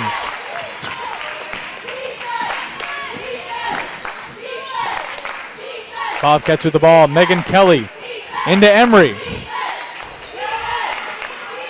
Back out to Diggs.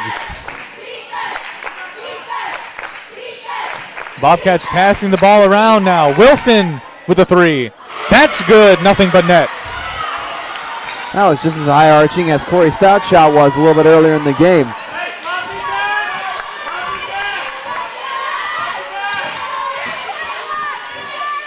Now Corey Stout with the ball, met by Megan Kelly. Stout into Ballum. Trying to find Katie Garish. Christensen wide open 3.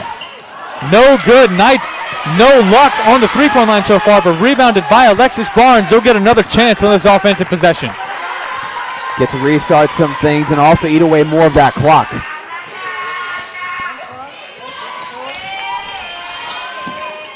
Christensen with the ball yet again, looks in for Garish.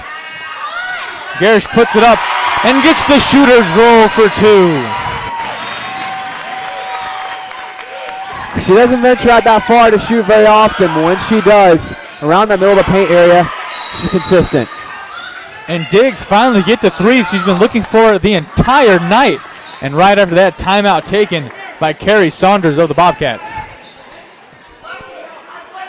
That was just a little gloss over a memory there as they forgot where she was and left her wide open, and now she's getting a little comfortable here. Victoria Diggs has 9 points on the night, along with 6 rebounds and 5 assists.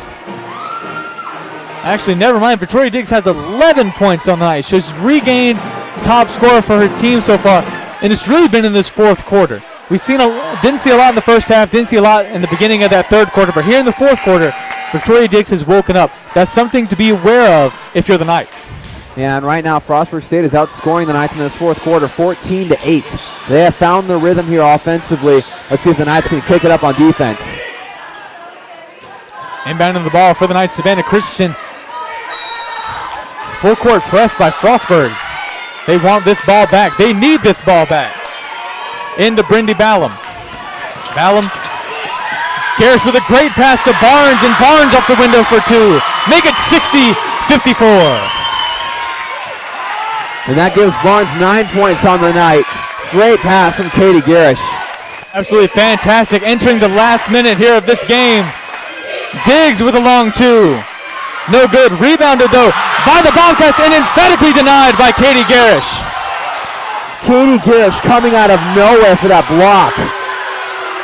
And while the attention's on Katie Garish, we saw a charge call against Brindy Ballum. Victoria Diggs able to get another charge call, and the Knight Arena cannot believe going up in arms over that call. It'll give the Bobcats the ball back. They're only down 6. There's a minute and 6 seconds left to go in this game. Yeah, that's been frustrating for the Knights coaching staff as well as the fans to see all these charging calls called on the Knights. Pass into Emery. Emery gives it to Diggs. Expect her to do what she does and look to shoot the long three. Megan Kelly driving it in the paint now. Back out to Wilson. Wilson with a three. No good. Rebounded by Garish. Foul call on the play. That foul will be against number 33, Amanda Emery. That's her second foul of the night. Coach Adam Wernerberg yelling for a timeout there, trying to get his girls a little bit of time and just draw up a play, but referees didn't hear it. He'll get his timeout now. 50.8 seconds left to go in this game. Knights up by 6. Timeout taken by Adam Wernerberg. And one thing that rebound just did for Katie Garish, it made her 1 rebound away from 20 rebounds in this game. And that's just ridiculous. I mean, you don't see that very often at all. Katie Garish, 14 points, and like you said, 19 rebounds. Leading scoring for the Knights right now tied. Brindy Ballum and Katie Garish both have 14. And Brindy Ballum 1 rebound away from having a double-double, so a career night for 2 Knights players so far, both in Katie Garish and Brindy Ballum.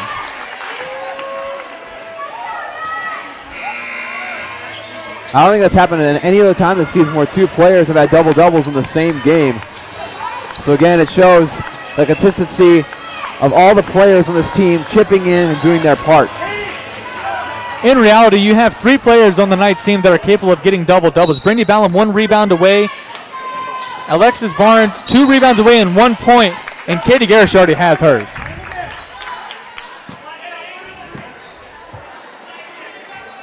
Be another foul against number 33, Amanda Emery. It's her 3rd of the night. Tua Severa inbounding for the Knights. Yeah, now start to look for the Bobcats. Start to foul, but that one bounced on the line. Hey, a turnover by the Knights as Tua Severa's pass caught by Stout, but just off the fingertips of Corey Stout. It belonged to the Bobcats. Now some heavy pressure being applied by the Knights. Into the game for Coach Wurdenberg hustling to get Alexis Barnes into the game, knowing that Tuisaver is in foul trouble. And also wanting his most athletic defenders in the game right now. Because you see Corey Stout, Brindy Ballum, Alexis Barnes, Savannah Christensen, and of course Katie Garish to cover the paint. He has all of his best defenders out there right now. Knights so far in this game have 7 steals and 5 blocks and have forced 14 turnovers. Some wonderful defensive numbers for the Knights. See if they can keep it going. Here is now Victoria Diggs with the ball. Quick shot by Kelly. No good. Rebounded by Ballum. And Dawson, that gives Ballum her double-double. Career night for Brindy Ballum. My goodness, I tell you what. Again, I said it, but it's senior leadership that she is showing right now. Having this career night, they were having a double-double and getting 2 players with that. And with her free throw consistency, she should be able to pull a score at least a little more out of range. Absolutely, and Brindy Ballum on the line now for the Knights. Crucial free throws. She'll make her first.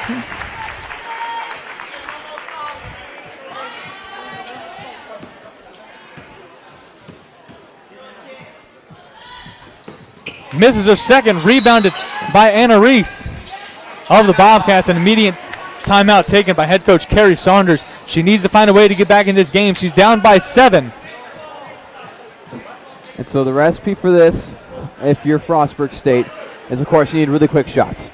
I'm going to guess more than likely it's going to be Victoria Diggs getting up some really quick, probably deep threes. Also, don't forget Megan Kelly as well. Both of those players having tremendously quick releases. Absolutely. And of course, if you get 2 quick threes, then that's 2 possessions where a lot of time could run off. So what's going to happen here is, of course, Frostburg State is going to start fouling the Knights again, over and over, just try to get the ball back with as little amount of time running off the clock as possible. And they need 3 quick possessions. And of course, the Knights offensively, they're not just going to let that happen. They're going to try their best to avoid being fouled, pass it around, run just like crazy around the court. And they're probably going to have it in the hands of Corey Stout, to be honest. She's probably the quickest guard. She is very good at avoiding fouls to put away games. We'll see how effective the strategy is for Coach Carrie Saunders and the Bobcats of Frostburg State, as now both teams make their way to the floor. No new faces for the night so far. Coach Wurdenberg having faith in the reliable crew he has on the floor right now.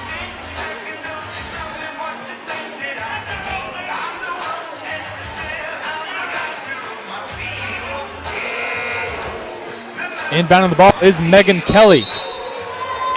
37 seconds left to go in this game. Gets it in to Diggs. Into Kelly. See, even this right now is too much time taken off the clock here for Frostburg State. Way too much time as now Kelly has the ball again. Looked in to try to get it to Emery. Picked up by Diggs. Diggs with a long 3. Misses absolutely everything. Short for days, and the Knights will get the ball with 16 seconds left to go in this game. They try to set up a quick play, but of course the Knights playing just incredible defense to prevent that from happening, and without even having the ball, wasting time, wasting the clock. Timeout taken by Coach Wurdenberg of the Knights, trying to draw up a play to ensure that his girls don't turn over the ball and do something they'll regret. I mean, at this point in the game with 16.2 seconds left, Coach Wurdenberg isn't going to say this to his players, but victory is essentially in hand. You just do your job, and you have it. And so, again, with this victory, if they can indeed pull this out, it, again, proves that they're not just in the #1 seed just because they have a soft schedule. They're there because they deserve to be. They're there because they're one of, if not the most talented and together team in the CAC up to this point in the season. Right now, a 3-possession game in favor of the Knights. Maybe a 2-point possession game or a 2-possession game if you're the Bobcats, able to get a quick 3 and then a 3-point and 1. We'll see what unfolds here. Pass into Savannah Christensen. The immediate foul by Saunders' girls. That foul call is against number 44, Anna Reese. That is her 3rd of the game. 44, Anna Reese, third personal. Savannah Christensen shooting 2. Savannah Christensen so far on the night has been 2 for 2 from the line. Night shooting fantastic, right around 80%. So expect them to drain most of their foul shots like Savannah Christensen just did, make her 3 for 3 on the night. And again, you see those free throws. They're making the difference. If there's a couple of times you go to the free throw and you miss 1 out of 2 or even both of them, this is probably a tie game. If not, the Knights have a deficit. Christensen drains her second. And for the Knights, number 24, Angel Tuisavura. Emery inbounding the ball. Got it into Diggs. Diggs looking to make something happen extremely quickly here. Shot by Wilson. No good. Rebounded by, looks like Brindy Ballum somehow coming to get that ball. And that'll do it for this game. Knights win 63-54 over second ranked in the CAC, Frostburg State. Knights continue their stroke of dominance throughout this year, making their 10-game winning streak 2-11. Absolutely unstoppable the Knights are so far. Make them 12-1 on the season, put Frostburg down as 10-3. They're a formidable opponent, but the Knights able to pull it out in the end.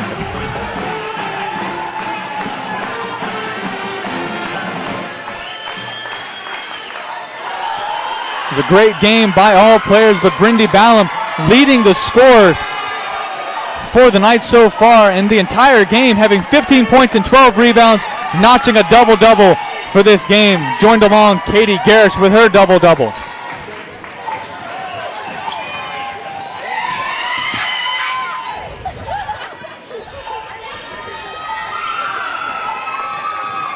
And right now we have Dawson Wiedrich standing alongside Coach Wardenberg. Dawson, what do you have for us after this I'm win? with head coach, Coach Wardenberg. And Coach, with this game, you guys have reached an 11-game win streak. I guess, what has all led to this streak for your girls and getting this much confidence so deep into conference play? It's all about the team, and our team's been playing so well. But when we talk about the team, our motto this year is to be a champion. And they got to be a champion every single day in everything that they do. And when you're a champion, you got to be the best every day. You got to be better than you were the day before, but you got to also buy into everything. Nobody's ever won a championship on their own, and so really when we talk about being a champion, it's a true team effort, and we feel like we're really coming together right now. Absolutely, and you also had two players we're interviewing here in just a second that had double-doubles. Of course, Katie Garish having 12 points and 19 rebounds, and then Brindy Ballum having a night with 14 points and 10 rebounds. What can you say about the leadership of these two players? You know, they're just phenomenal. They really, from October when we started practice, bought into what we're teaching. And Brindy, with her senior leadership, has been great. And truly, there's really not many words to describe how much they mean to our program, but not just them, but everybody. Absolutely. Thank you, Coach. Yep. Go Knights. Katie? Now we have Katie Garish here. Katie, another double-double on the season. I'm sure you're sick and tired of us talking to you about all the double-doubles you're getting. I guess just explain to us the hard work that goes in and day out to get the productivity that your team has had so far this season. Every day we got to act like champions, and that's our year's motto, and it's so critical to the season, and it shows how hard we're working and how what we do in practice is showing in games. So. Absolutely. Now you guys are on an 11-game win streak. What does that do for you guys' confidence going into these next few games? Well, it definitely builds it, and it definitely gets us excited to play these other teams that are competitive, just like the rest of our conferences. So. Very true. And now you guys are still at number 1 in the conference. Thank you so much. And a great game. We'll have Brindy Ballum come up here next. Now, Brindy, in a game where a lot of people were struggling from shooting, you were one of the players that stepped up. You had a double-double tonight. I guess, what was the mentality going into this game for you? For me, it was definitely to focus on defense because I feel like my defense helps my offense a lot, so that's what I focused on tonight. Yeah, absolutely. And again, I was talking to Katie Garish about you guys' 11-game win streak now. As a senior leader on this team, what can you say that does for your team going into these next few games and going further into conference play? I think just like being there for my team like really helps. Our team this year is really good at working together, and our coach has helped out a lot because we focus a lot of our practice on defense, which also helps our offense a lot. Yeah, absolutely. Thanks so much, Brindy, and congratulations on a great game. And Chris, back to you. Thank you so much, Dawson. And with that, that'll do it for us here at the Knights Sports Network. But don't go anywhere as our coverage of Knights basketball continues as the men's team takes on Frostburg State and the Bobcats. Again, thank you so much, Dawson, and congratulations to Coach Wardenberg, Brindy, and Katie. A great game played. Again, we thank you so much for joining us on the Knights Sports Network. Don't leave. Our coverage continues with men's basketball. We'll see you then. Thank you so much.